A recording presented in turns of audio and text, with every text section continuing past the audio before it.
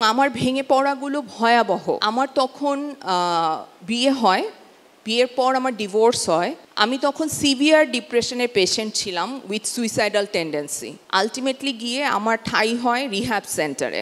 আমি 2006-এ lux চ্যানেলাইজ superstar দিয়ে মিডিয়াতে আসি, যেটা ছিল একটা সুন্দরী প্রতিযোগিতা।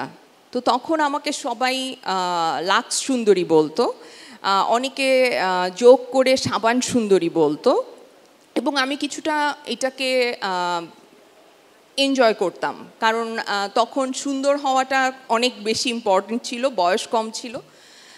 কিন্তু যখন আমি লাক্সে আসি তখন কিন্তু আমি অলরেডি একটা বিপর্যয়ের ভেতর দিয়ে যাচ্ছিলাম। আমি তখন সিভিয়ার ডিপ্রেশনের পেশেন্ট ছিলাম উইথ সুইসাইডাল টেন্ডেন্সি, এবং আমার তখন বিয়ে হয়, বিয়ের পর আমার ডিভোর্স হয়।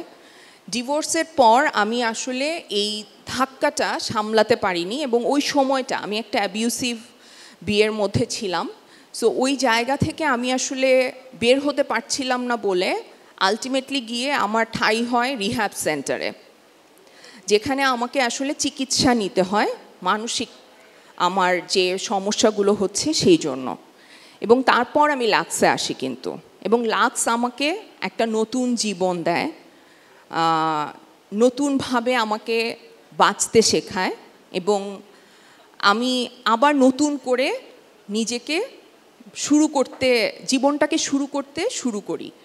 এবং তারপর আমি আমার পড়াটা শেষ করি। আমার পড়ার একটা ব্রেক ছিল। এখানে অনেকেই আছে, আমি জানি না যে এরকম ঘটনা ঘটেছে কিনা, যে কিছুদিন পড়ার মধ্যে ব্রেক চলে আসলো এবং আলটিমেটলি গিয়ে মনে হয় যে আর কখনো হয়তো আমি পড়াটা কমপ্লিট করতে পারবো না। আমার 2 বছরের স্টাডি গ্যাপ ছিল, তাও মেডিকেলে।